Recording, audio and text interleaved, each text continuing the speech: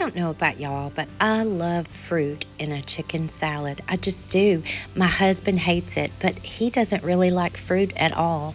So if you like fruit in your chicken salad, here's a recipe for you.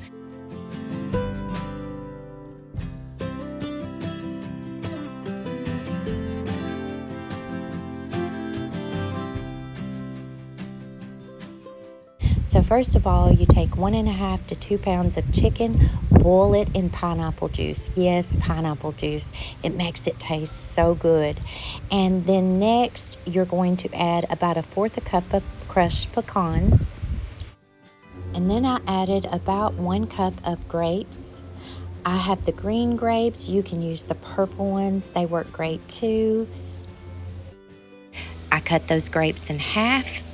And to me, the grapes is what makes this so yummy. Then you'll need some honey mustard.